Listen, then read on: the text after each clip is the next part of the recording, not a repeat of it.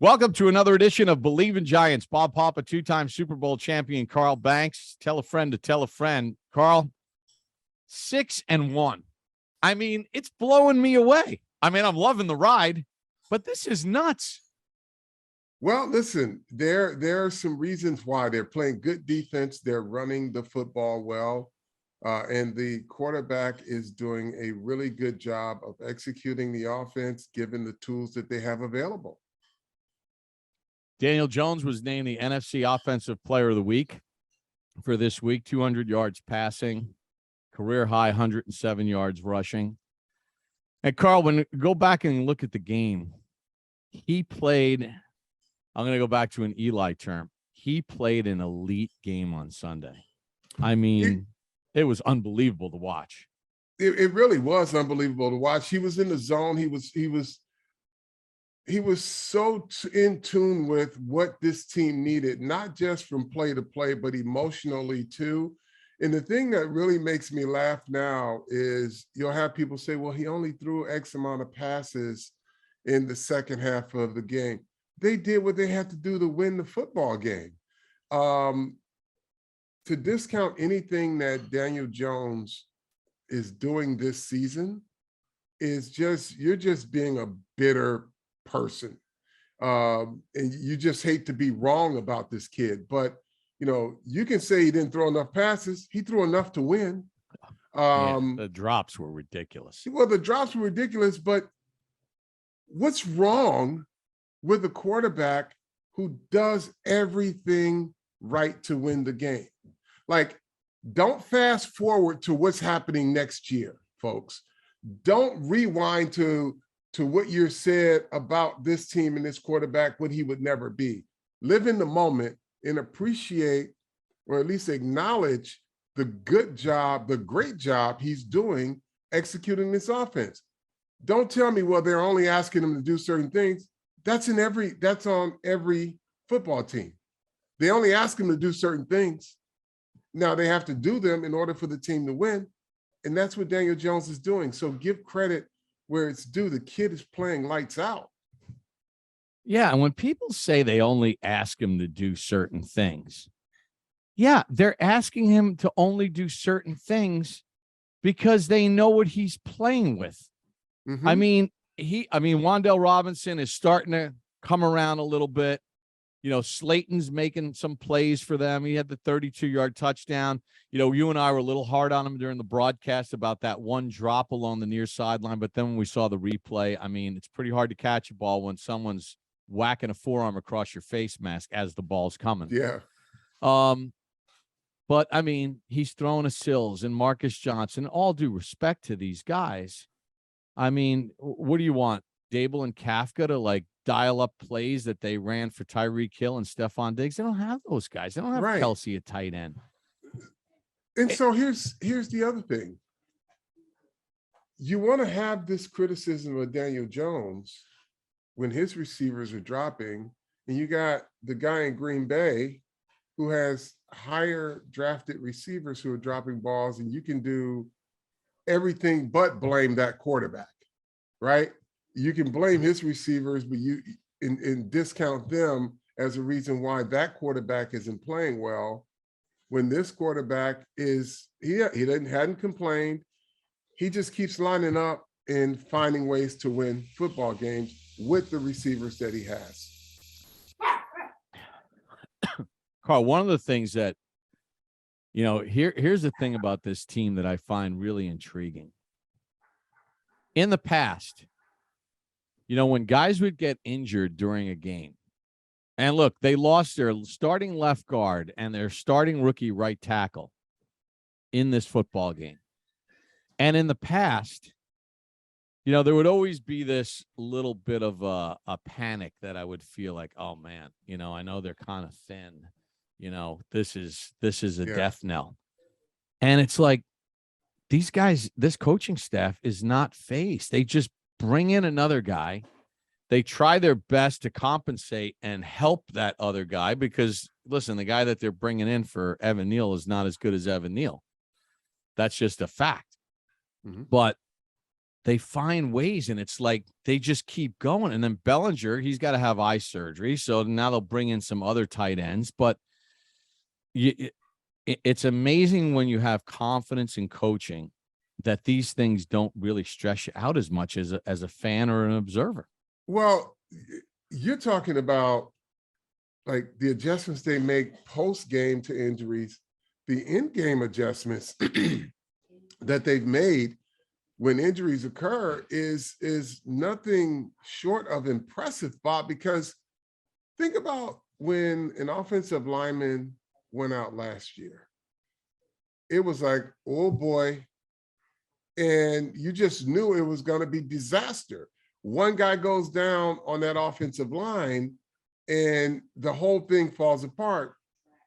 This season, we've seen it. They've had guys in there and somehow they weren't deterred from passing the football or running certain plays. They just, they coach them up extremely well. And these players have really taken to the teaching and the coaching and the culture of this staff. And I think that's why we see guys able to step up and do their best. Feel good story. Nick Gates is going to be added to the active roster. Remember last year, he was the starting center. They moved him over to guard, and he got hurt in Washington, and he suffered one of those Richie Soybert kind of injuries. And he is, worked relentlessly and diligently to get back. And, it's a remarkable story that this guy has even gotten back. And we see him in the cafeteria. He's such a positive guy. Mm-hmm. Works hard. It's all about team. Look, he was an undrafted guy coming into the NFL, so he wasn't a silver spoon guy by any stretch. But think about this, Carl. What a testament to his courage and his desire to get back. Well, and the thing is, like you say, he's a great person. He's very deserving of this opportunity, and he's a good football player. He was really starting to come on prior to the injury in the Washington game. So we keep our fingers crossed that a kid like that can resume his career and kind of get back on track. And I say that as, not as a Giant fan, but as someone who's seen a really good person, a really hard worker in this league, really put everything on the line to get back healthy again. So I really do want to see him have success. Is there anything better than when we're doing a game on the road? I think about like the Tampa game a couple of years ago. Is there anything better than when there's more Giants fans than the home team? Wow, that was just phenomenal in Jacksonville. The entire, what would be the right side of the section, depending on where you're looking, but the entire lower bowl from end zone, half the end zone to the other half the end zone was all Giants fans. They literally took up half the stadium seats. To the fact that, the Jaguars were getting called for false starts because of crowd noise in their own building. I know that was just an incredible sight to see. And it speaks volumes too. And we continue to talk about this culture shift with this team, but the fans, and I talked about it last year, that this fan apathy that was gonna soon turn into fan atrophy, and you can see they're coming back. They're regenerating. The energy is regenerating amongst the fan base. They're traveling well every home game. They're there in full throat, and it's Giant Stadium is not an Airbnb by Halloween this year. A Giant Stadium or MetLife Stadium is a home. It is the Giants' home now. They've made that house a home. If they continue to play like this, these fans will just continue just to love what they're doing. According to Elias, the Giants are the first team ever in NFL history to start 6-1 or better and have each of the first 7 games decided by one possession. And there is some real truth to this concept of winning breeds confidence, And Mhm. this team, they just keep plugging and plugging and plugging and making improvements during the game and fixing things during the game, and things that gashed them earlier don't gash them as much. And, you could see that they expect, and this is like a hard concept for Giants fans. If you think about the last 10 years, with the exception of 2016, when they won all those nail biters and they were more of a defensive team than anything else, and they won a bunch of close games. When you think about what the last 10 years are like, and how over the span of 7 games, the mindset for the players, the fans, ownership, and everybody is, hey, if the Giants are down 4 or 6 or 7 with 6 minutes to go, everybody believes they're going to win the game. Yeah, That's look, nuts. because there hasn't been, and this is a credit to these players and the constant adjustments this staff make. There hasn't been a game where you felt, well, this is not their week. That it just felt like they were just out of it and it was getting worse. Now, there have been some series where you're saying, boy, they better get this fixed, like in Baltimore. Even in Jacksonville, there was a few series where you're saying, boy, they better get it fixed, and they did. But you just didn't get the feeling that any team just walked in and just overwhelmed the Giants, and they just had no answer, no solution. They just seemed to continue to hang around, have enough plays at the end of the game, or have enough plays at the beginning of the game to get them in it, and then they just kind of hold the rope until they can find a play down the stretch. Basketball season is back. BetOnline remains your number one source for all of your sports betting needs this season. You'll always find the latest odds, team matchup info, player news, and game trends at BetOnline. As your continued source for all sports wagering info, BetOnline features live betting, free contests, giveaways all season long. Always the fastest and easiest way to bet on your favorite sports, whether that's the NFL, NBA, NHL, MMA, tennis, boxing, even golf. Head to BetOnline, join, get your 50% welcome bonus with your first deposit. Use the promo code Bleav, BLEAV, to receive your rewards. BetOnline, where the game starts. Another testament to how this team has energized their fan base, Carl, is I was talking to a couple buddies of mine that on a lark, they live in the Naples, Fort Myers area. They huge Giants fans. My man Lou Bavaro, Mickle Bob's famous ribs down there, crazy Giant fan. He's like, I'm going to just drive up. I'm going to get tickets. So he drove up, went to the game.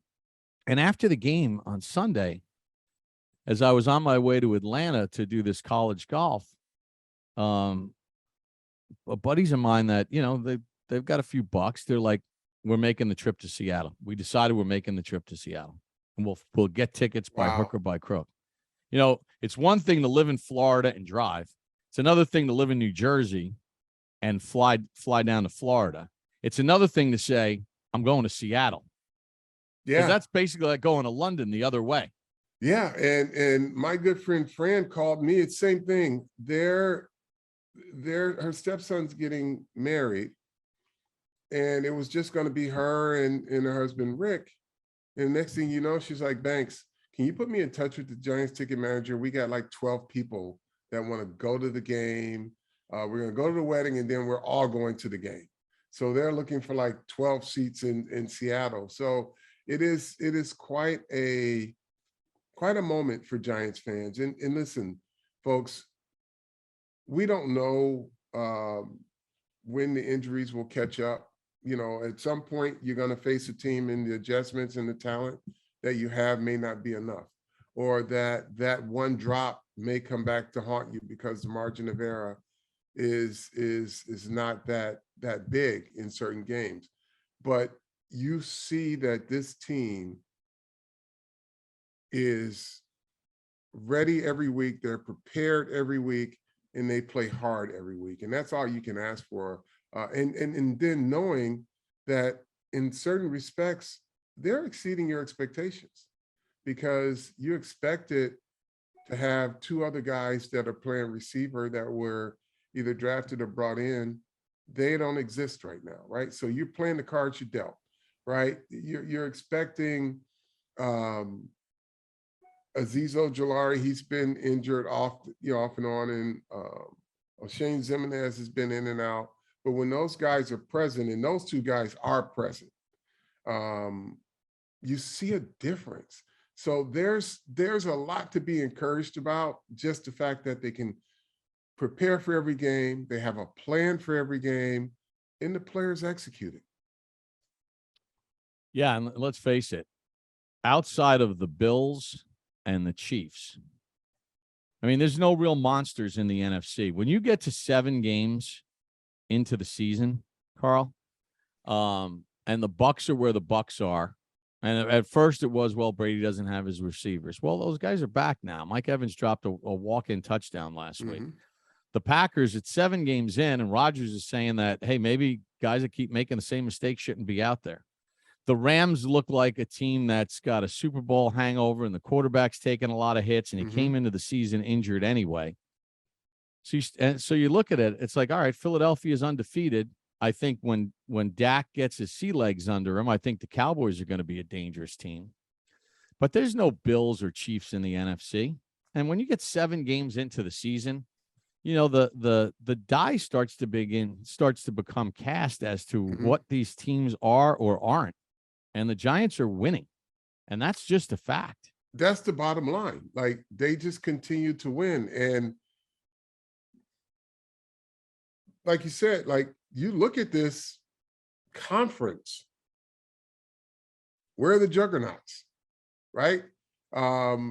It's as much the Giants as it is anybody else's. Now, Philadelphia is playing the best football probably in the conference right now.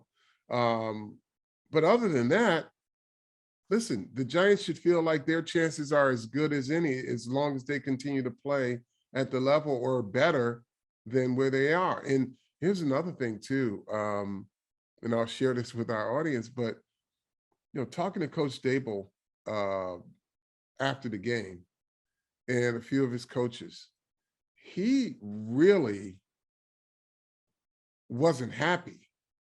And he said that, Brian Cox is his guy to tell him it's okay to smile. It's okay to enjoy a win. And, he openly said, Banks, I wasn't, I almost felt like I lost that game. And the guys had to remind me that, hey, we won.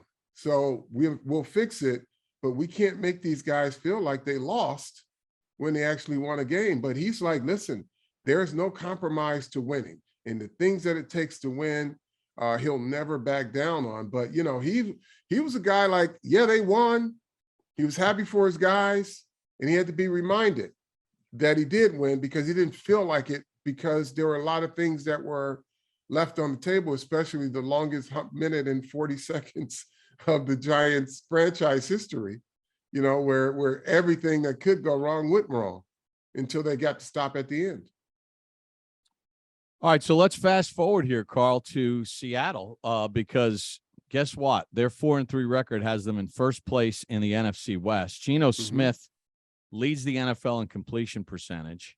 I mean, he's thrown 11 touchdowns, 3 interceptions. He's playing lights out ball. Now, DK Metcalf's not playing in the game. They got Marquise Goodwin, veteran receiver. Tyler Lockett has always been a fantastic player, especially on those deep balls. Seattle doesn't stop the run. They're 29th against the run. Seattle runs the ball well, especially with this kid, Kenneth Walker, who's taken over for Rashad Penny. So, I mean, is it like the same formula for this game again? Like, run the ball, run the ball, run the ball, run the ball, and then make plays? Well, you just got to make plays, and you've got to mix it up, because the team that is not very good against the run, normally it's a team that will put as many resources as possible to stop it. So you've got to be prepared to pass first, similar to what happened in Jacksonville. They came out pass first, and then they ended up getting to the run. But in Seattle's case, listen, there's been no bigger critic of Geno Smith than me. And I tip my hat to the kid, because he has done a great job of what they're asking him in Seattle. I think maturity has played a part in that. I don't know if he's ever not been dedicated, but I think his commitment to being a starter this go round is really showing up. He's got arm talent. He's got pocket mobility. They're giving him, and I don't want to sound like I'm diminishing what he's doing, but they're giving him a quarterback friendly system to run. Now, when I say that is they'll give him a lot of receivers in one area. They'll give him, well, DK Metcalf can beat anybody. And if he can lock in on that and throw a good ball, he does that. So he's executing well, but he's really good thrower of the football. His ball placement has been great this year. He's thrown in some tight windows. He's thrown, dropped it in on some deep balls. So I got nothing but good things to say about him because he's done a really good job of really getting his career in the direction that he probably always thought it would be going. Yeah, I mean, Geno Smith leads the NFL with 8 deep touchdown passes this year. And that, according to Next Gen Stats, is a pass where the ball travels more than 20 yards in the air. So, I mean, they're not scared to air it out. They're not scared to take those deep shots. Yeah. Lockett is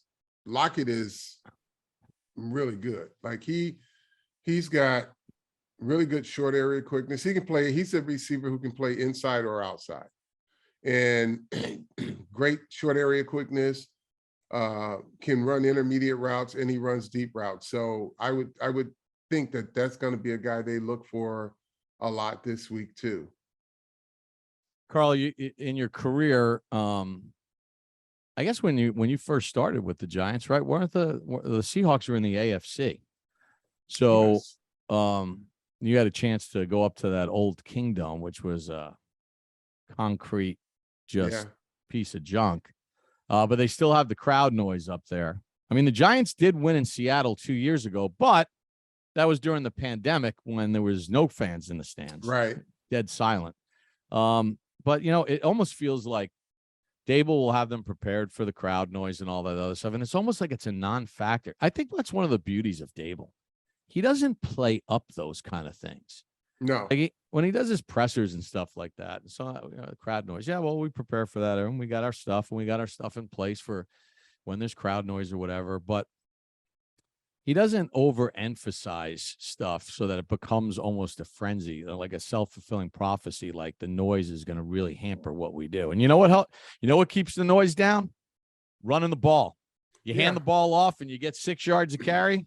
Noise doesn't become a factor in the game. And that is Brian Daboll's philosophy. He believes that offenses run from the inside out. So the communication, as far as he's concerned, is that offensive line and those runners and getting running plays done so that once that crowd quiets down, you can work the outside of your offense. But he's an inside out coach. Anything else that you see in this game that you want to share with the fans? Well, listen, I think one thing I'll share is that when you look at the way this team has traveled, it's been a pretty impressive, to go to London, to come home, play a really good team, then fly to Jacksonville. Now you're going all the way across the country, but they've been good on the road. I suspect that they're going to come in. They'll be prepared for it. As long as you got a healthy Daniel Jones and a healthy Saquon Barkley, they'll be fine. Yeah, and they got the teams have the option. The NFL offers up a bye after the London trip or any international game. The team, and we're seeing more and more teams choosing to pass on that bye. And, the Giants requested to pass on it, and they were awarded that. And same thing with the Packers. It hasn't worked out for Green Bay so much. But, now they're going to get this game in, and they're going to get the bye after their 8th game, which is about the midway point of the season, which is when you think about training camp and the preseason games, it's actually it's more like 2/3 into it. So the bye comes for them really at the perfect time. Yeah, and they can get some guys healthy, and some of the guys who have not participated at all this season, we'll see, whether they come back available to play. But this will be a challenge. This is not none of the Giants games are easy because they're not built that way, right? But Kenneth Walker is going to be a challenge to this defense. I think that has got to be priority number one.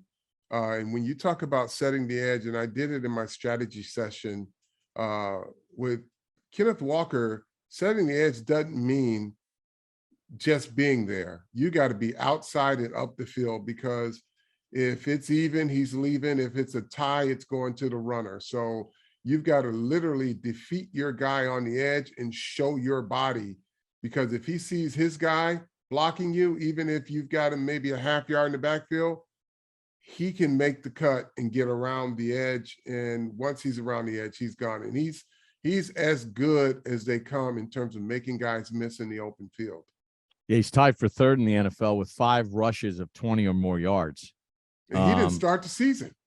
No, he didn't start the season. I mean, as a starter, since Penny got hurt, he's averaging 132 yards rushing. Barkley is second in the NFL with 6 carries of 20 or more yards. And then you add the Daniel Jones running factor in all this, and it's going to be a fun trip. And again, it's this takes me back to like 2007, 2008, 2009, 10, 11, where like every game you go to now, you're expecting that the Giants are going to win. And I got to be honest with you, for me, and this is no disrespect to anybody else that was here. They were all guys that we worked with closely, the previous head coaches. But to me, Carl, this is the first time since Tom Coughlin and his great staff left. This is the first time I feel like when we're in a game that the Giants have an advantage against the opposing team as far as coaching, strategy, adjustments, and everything else. Yeah, I agree. Both sides of the football, but there's not a bend but don't break philosophy within Wink Martindale. Wink wants he wants the offense to have to execute against what he does under duress. If it's a game-ending situation, he's going to give you something. He's not going to rush one guy and say, "Hey, we're gonna bend but don't break." He's always got something he's going to do to change the tempo of what you want to do. And then offensively, they always have something in the bag, and Wink does too. There's always something in his bag that he hadn't shown all game, that break in case of emergency type of play.